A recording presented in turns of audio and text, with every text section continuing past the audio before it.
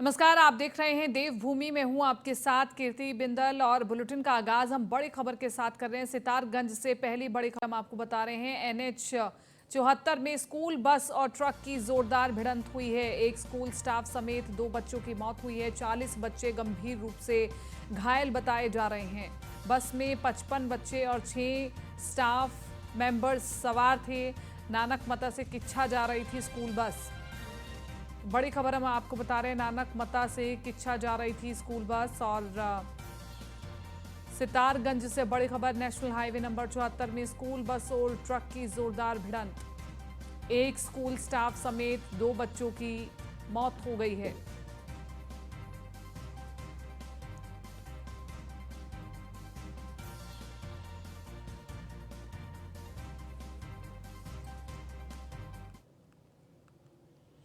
रुद्रप्रयाग में सीएम पुष्कर सिंह धामी ने रुद्रप्रयाग के कोटगी में नर्सिंग कॉलेज का भूमि पूजन एवं शिलान्यास किया। मंत्रोच्चारण के साथ भूमि पूजन हुआ। इस मौके पर स्वास्थ्य मंत्री डॉक्टर धन सिंह रावत, विधायक शैला रानी रावत, विधायक भरत सिंह चौधरी समेत कई लोग मौजूद रहे। और इस मौके पर सीएम धामी ने कहा कि उत्तराखंड पहला राज्य है जो समान नागरिक संहिता बना रहा है। उन्होंने कहा कि 2025 तक महिलाओं को लखपति बनाने का सरकार का प्रयास है।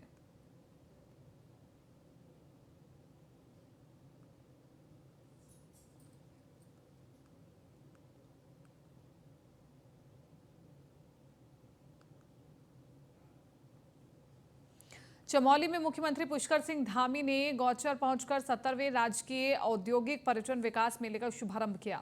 इस दौरान उनके साथ भाजपा प्रदेश अध्यक्ष महेंद्र भट्ट, कैबिनेट मंत्री धन सिंह रावत और विधायक कर्णप्रयाग अनिल नौटियाल, विधायक थराली भूपाल राम टमटा और विधायक रुद्रप्रयाग भरत चौधरी, केदारनाथ विधायक शैला रानी रावत के साथ भाजपा जिलाध्यक्ष चमोली भी इस कार्यक्रम में शामिल हुए। हमारी सांस्कृतिक धरोहर को, हमारे लोक संस्कृति को बढ़ाने में बहुत बड़ा योगदान देते हैं। और ये गोचर का मेला तो वैसे भी हमारा बहुत पुराना मेला है। 70वां ये मेला आयोजित हो रहा है। यह जहाँ इसकी शुरुआत भारत तिब्बत के व्यापार को बढ़ाने के लिए, मैत्री को बढ़ाने के लिए आरंभ हुआ था। आज ये औद्योगिक क्षेत्र में, अन्य क्षेत्रों में, यहाँ के लोगों के रोजगार के क्षेत्र में, व्यापार के क्षेत्र में लगातार लोगों के प्रोत्साहन के लिए, लोगों की आजीविका को बढ़ाने के लिए ये मेला बहुत ही हमारा एक उत्कृष्ट मेला है। तो ऐसे मेले आगे बढ़ें, उसके लिए हमारी सरकार प्रतिबद्ध है, संकल्पबद्ध है। और हम लोगों ने अभी जहां इस मेले के पूरे परिसर को, इसको स्टेडियम के रूप में बनाने की मैंने आज घोषणा की है। निश्चित रूप से मेले के संवर्धन और विकास के लिए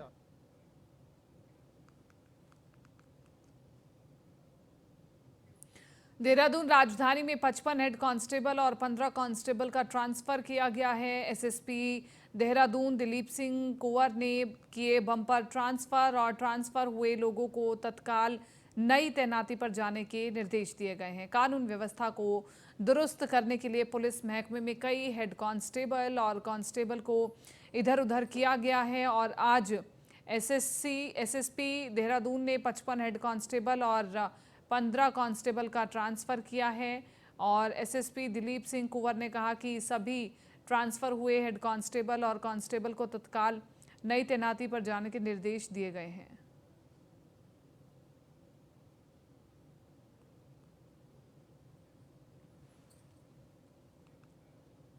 बहुचर्चित फॉरेस्ट गार्ड भर्ती नकल के मुकदमे से बरी कई अभ्यर्थियों के लिए ये पूरा मामला अब गले की फांस बन चुका है।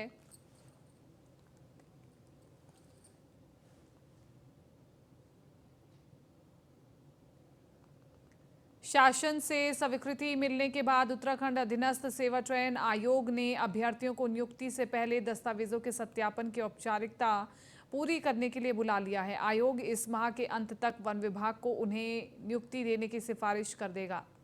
बता दें कि फॉरेस्ट गार्ड भर्ती में ब्लूटूथ से निकल मारने का मामला सामने आने पर पुलिस ने मुकदमा दर्ज करते हुए 47 युवाओं को आरोपी बनाया था। इसमें से 9 अभ्यर्थी शारीरिक परीक्षा के बाद अंतिम मेरिट लिस्ट में शामिल होने में कामयाब रहे थे। आयोग ने नकल के आरोप के चलते इन अभ्यर्थियों के अलावा शेष को नियुक्ति दे दी थी। और इसके साथ ही सहायक अध्यापक, कनिष्ठ सहायक, आशु लिपिक, वाहन चालक समेत 8 भर्तियों पर आयोग को अपनी गठित कमेटी की जांच रिपोर्ट का इंतजार है। वहीं गिरफ्तार हुए और छूट रहे आरोपियों के बारे में आयोग कुछ नहीं कर सकता क्योंकि ये एसटीएफ का विषय है।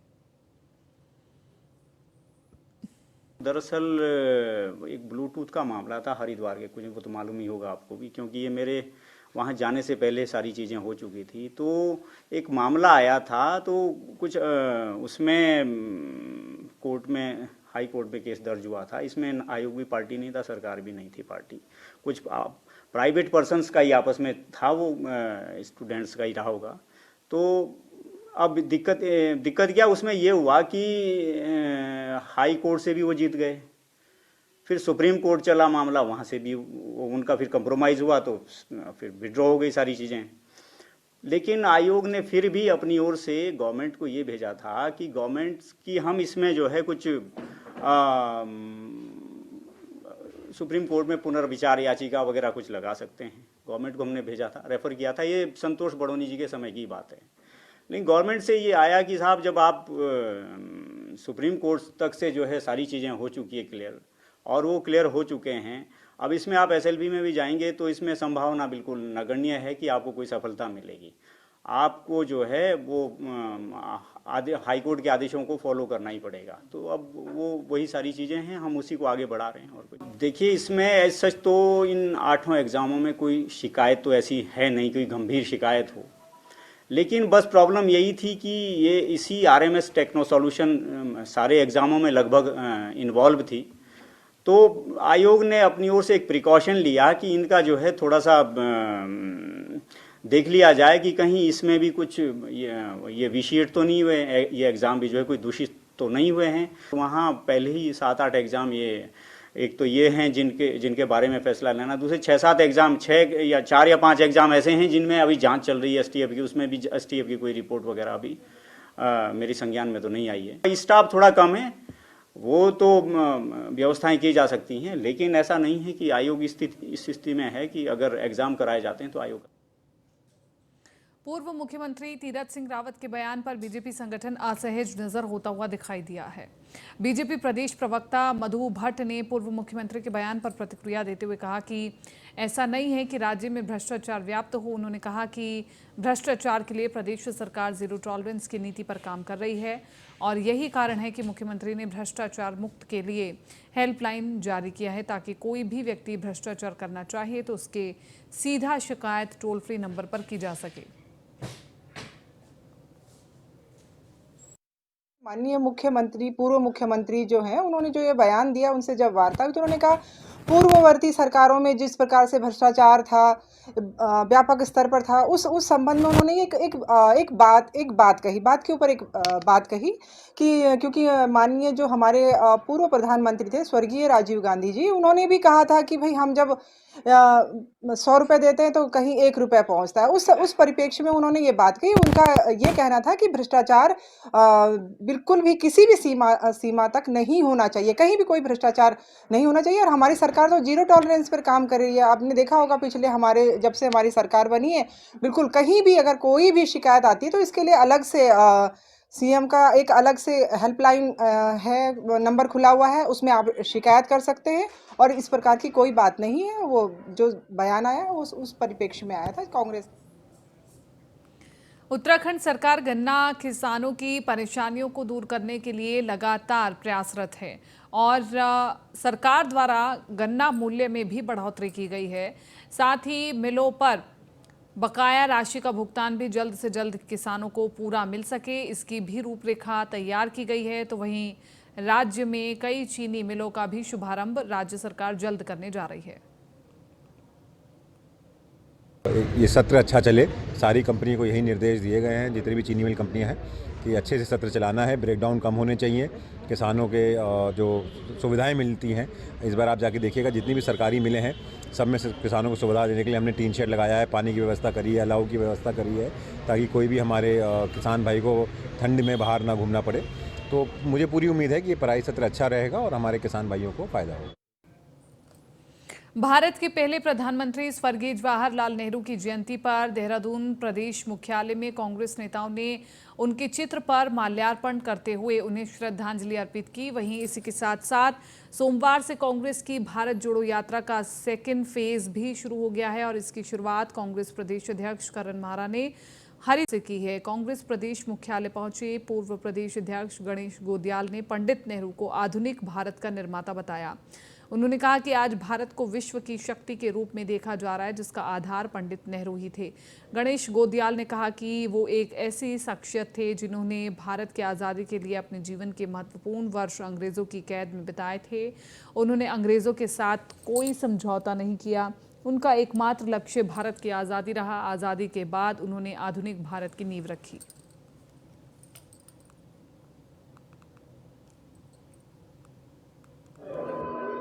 भारत की आत्मा और आज का जो भारत है, जिस भारत पर हम सबको गर्व है, उस भारत के निर्माण की नींव और उसको ऊपर उठाने का काम पंडित नेहरू ने किया। भारत की प्रत्येक व्यवस्था को, प्रत्येक ऐसे सोपान को जिस पर हम गर्व करते हैं, वो सब के साथ पंडित नेहरू की सोच कि आज देश जिस मुकाम पर खड़ा है, इस देश की आधारशिला रखने का काम इस देश के प्रथम प्रधानमंत्री पंडित जवाहरलाल नेहरू जी की अगुवाई में है। आज इतिहास को तोड़ने और मरोड़ने का काम किया जा रहा है और मैं समझता हूँ कि ये राष्ट्र के लिए उचित कदम है। नेहरू जी ने जो रास्ता बताया है, उस रास्ते पर हम आगे बढ़ते हुए इस राष्ट्र के निर्माण में अपनी जितनी भी भूमिका निभा सके उसको निभाने का भरसक प्रयास करें। कांग्रेस की भारत जोड़ो यात्रा के दूसरे चरण का अल्मोड़ा में शुभारंभ हुआ और अल्मोड़ा के कांग्रेस मुख्यालय से यात्रा पूरे नगर में भ्रमण कर नेहरू वार्ड जिला कारागार अल्मोड़ा तक निकाली गई, जिसमें बड़ी संख्या में कांग्रेस कार्यकर्ताओं ने हिस्सा लिया। नगर पालिका अध्यक्ष प्रकाश जोशी ने बताया कि यात्रा पूरे भारत में राहुल गांधी द्वारा निकाली जा रही है और उसी के क्रम में उत्तराखंड में भी भारत जोड़ो यात्रा की जा रही है, जिसको लेकर प्रदेश के सभी जिलों में इसका आयोजन किया जा रहा है, जो प्रत्येक जनपद के विकास खंड तक जाएगी। गांधी जी ने जब यात्रा शुरू की तो उन्होंने कहा था अंग्रेजों भारत छोड़ो, लेकिन आज जो यात्रा राहुल गांधी जी के नेतृत्व में निकाली जा रही है वो है भारत जोड़ो। आज जिस प्रकार वैमनस्य बढ़ रहा है, धार्मिक अंधानुकरण ज़्यादा से ज़्यादा हो रहा है, रूढ़िवादिताएं ज़्यादा हो रही हैं, उससे भारत जो है विभक्त हो रहा है, अलग अलग धर्मों में बंटने की बात हो रही है। और उस यात्रा को बल देने के लिए, उस यात्रा को नैतिक बल देने के लिए अल्मोड़ा में भी जो है ये यात्रा का शुभारंभ किया जा रहा है। बाल दिवस के अवसर पर महिला एवं बाल विकास विभाग के साथ खेल विभाग ने देहरादून में खेलेगा बचपन तो बढ़ेगा बचपन कार्यक्रम का आयोजन किया गया, जिसमें महिला बाल विकास एवं खेल मंत्री रेखा आर्य मौजूद रही। कार्यक्रम में छात्र छात्राओं के द्वारा कई तरीके की प्रतियोगिताओं में भाग लिया गया। कैबिनेट मंत्री रेखा आर्य ने इस दौरान कहा कि बच्चों में खेल के प्रति रुझान बढ़ाने और प्रतियोगिताओं में कंपटीशन को लेकर इस तरीके के कार्यक्रमों का आयोजन होना चाहिए ताकि छात्र छात्राओं में निखार आ सके। राष्ट्रीय बाल दिवस है और इस बाल दिवस पर मैं सभी बच्चों को बहुत बधाई और शुभकामना देती हूँ। और आज हमारे महिला सशक्तिकरण बाल विकास विभाग, महिला कल्याण और साथ साथ में हमारा जो स्पोर्ट्स विभाग है, तीनों ने मिलकर ऐसे बच्चों को आज स्पोर्ट्स के प्रति प्रेरित करने के दिशा में काम किया है जो बच्चे सामान्यतः इस प्रकार के खेल मैदान में नहीं उतरते हैं। भारत के पहले प्रधानमंत्री पंडित जवाहरलाल नेहरू की जयंती के अवसर पर प्रदेश में अलग अलग जगह पर अलग अलग कार्यक्रम आयोजित किए गए और इस दौरान उत्तराखंड में भी शिक्षा निदेशालय अकादमी शोध प्रशिक्षण की ओर से बाल चौपाल का आयोजन किया गया, जिसमें उत्तराखंड के 13 जिलों से मेधावी छात्र छात्राओं को पुरस्कृत किया गया और इस दौरान दूर दराज के जिलों से आए छात्र छात्राओं में भी खासा उत्साह देखने को मिला।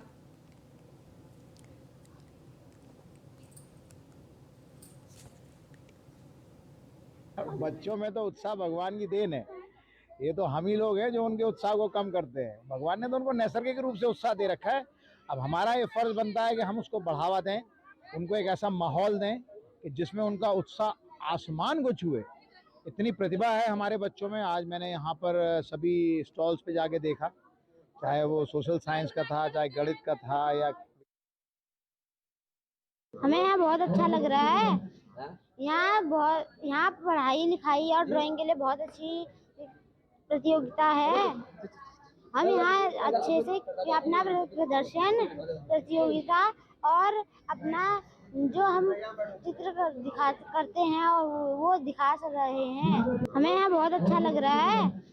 यहाँ पढ़ाई लिखाई और ड्राइंग के लिए बहुत अच्छी प्रतियोगिता है। मोहाली की तर्ज पर उत्तराखंड में भी 22 नई टाउनशिप विकसित की जाएंगी। ये जानकारी शहरी विकास मंत्री प्रेमचंद अग्रवाल ने मीडिया से साझा की है। और प्रेमचंद अग्रवाल ने कहा कि विभाग ने इसका खाका खींच लिया है और तैयारियां की जा रही हैं। गढ़वाल मंडल में 12 जबकि कुमाऊं मंडल में 10 टाउनशिप विकसित की जाएंगी। देहरादून जिले के अंतर्गत 4 नए टाउनशिप बनाने का प्रस्ताव भी सरकार के पास भेज दिया गया है। और मंत्री अग्रवाल ने ये भी कहा कि शहरों के भीतर लगातार बढ़ रहे जनसंख्या दबाव के चलते ये निर्णय लिया जा रहा है। हालांकि अभी इसकी प्रक्रिया शुरू हुई है, अंजाम कब तक आएगा ये देखने वाली बात है। आपको बताया कि एक तो ये पहला कंसेप्ट है, अभी तक ऐसी कोई टाउनशिप सरकार के द्वारा इस रूप में डेवलप नहीं की गई। और मैंने एक शब्द बोला मोहाली की तरफ पे, तो मोहाली चंडीगढ़ वाला विषय ही कह सकते हैं, उसकी तरफ पे हम लोग कोशिश करेंगे। और ये सारी जो जानकारियाँ अभी जो मैं आपको दे रहा हूँ ये प्रारंभिक जानकारियाँ हैं, यानी 22 जो चिन्हीकरण भी हुआ ये प्रारंभिक स्तर पे ये है। अब धीरे धीरे स्टेप बाय स्टेप हम इसमें बढ़ेंगे। अंतोगत्वा जब इसका अंतिम निर्णय होगा इसमें फिर हम सारी बातों को किस प्रकार से हम डेवलप कर रहे हैं, किस प्रकार से हम उसमें काम करेंगे या क्या से उसमें होगा, ये सारी बातें उसके बाद फिर हम लोग। नई टिहरी में बीजेपी के नवनियुक्त जिलाध्यक्ष राजेश नौटियाल ने प्रेस कॉन्फ्रेंस की और इस मौके पर राजेश नौटियाल ने कहा कि प्रधानमंत्री नरेंद्र मोदी के नेतृत्व में उत्तराखंड चहुमुखी विकास की ओर अग्रसर है और प्रदेश के मुख्यमंत्री पुष्कर सिंह धामी को केंद्र से बराबर विकास कार्यों में सहयोग भी मिल रहा है।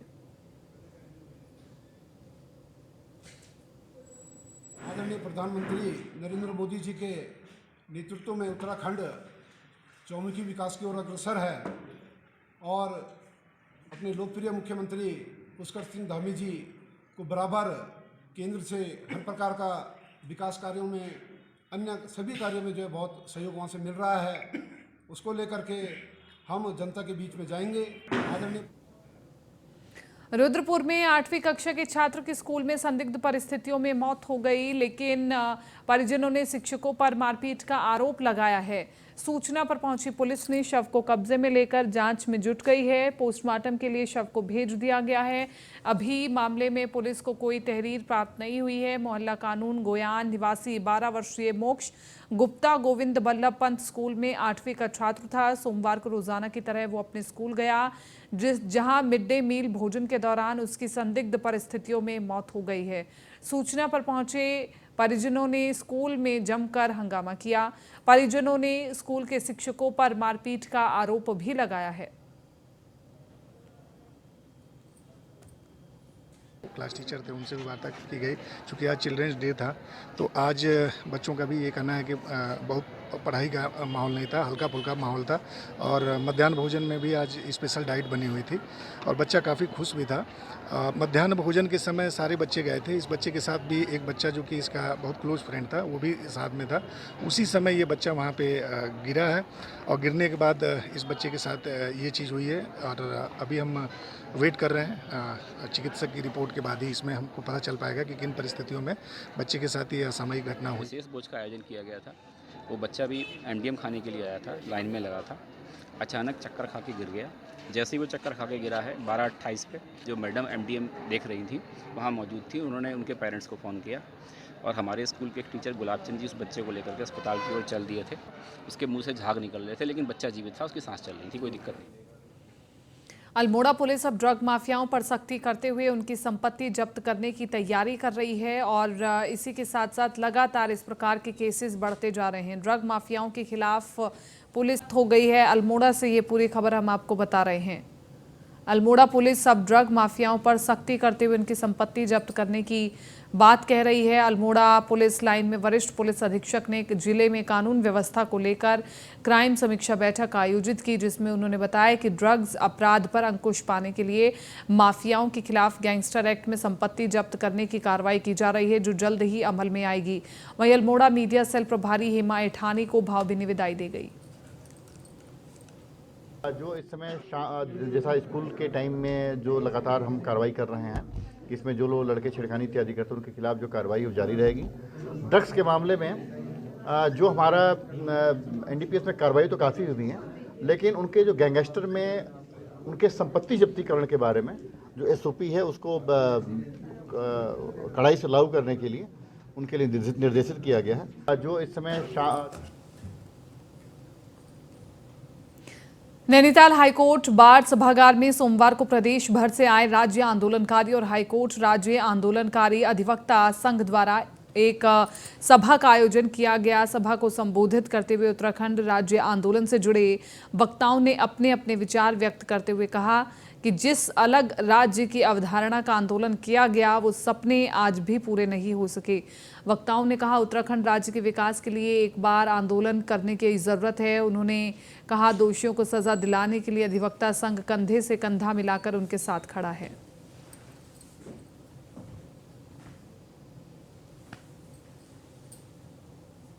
कि राज्य जो है कि खाली भौगोलिक सीमाएं तय करने के प्राप्त किया गया है, इसके सर्वांगीण विकास के लिए आज तक कोई कार्यक्रम नहीं किया जा रहा है।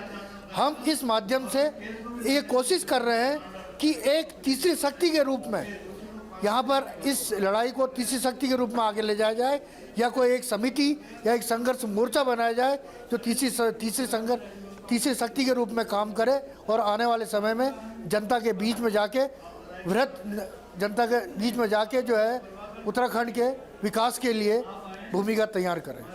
जो सरकारें आई उन्होंने अपने अपने आंदोलनकारी नियुक्त करे, फिर दूसरे आए तो उन्होंने अपने आंदोलनकारी नियुक्त करे और हमको धड़ों में बांट दिया। आंदोलनकारी की जो पहचान है वो राज्य आंदोलनकारी पहचान एक कर्मठ पहचान है। उस कर्मठ पहचान के अंदर हम हमेशा मसूरी देहरादून मार्ग पर सड़क किनारे हो रहे अवैध अतिक्रमण और निर्माण को लेकर मसूरी देहरादून विकास प्राधिकरण, लोक निर्माण विभाग, वन विभाग और पुलिस की संयुक्त टीम ने नायब तहसीलदार भोपाल सिंह चौहान के नेतृत्व में चिन्हीकरण का काम भट्टा गांव से शुरू किया और इस दौरान भट्टा गांव के लोगों ने टीम का घेराव कर दिया। इसको लेकर मसूरी कोतवाल दिग्पाल सिंह और भट्टा गांव के लोगों के बीच तीखी नोकझोंक भी हुई। ग्रामीणों ने जमकर हंगामा किया। हमारी टीम नगर पालिका, पीडब्ल्यूडी, एनएच, वन विभाग, राजस्व विभाग, एमडीडी आज ये भट्टा पहुंचे और इधर मुस्लिम जेल तक हम अतिक्रमण चिन्हित करते हुए आए हैं। पीडब्ल्यूडी द्वारा जो पीडब्ल्यूडी के रोड पे जो अतिक्रमण है वो करीब आज हमने 22 अतिक्रमण कार्य को चिन्हित किया है और पीडब्ल्यूडी द्वारा उनको जो है नोटिस दिए जा रहे हैं कि स्वयं इसको हटा दें, न हटाने की स्थिति का अमल करें। फिलहाल इस बुलेटिन में मेरे साथ इतना ही। दीजिए इजाजत। नमस्कार।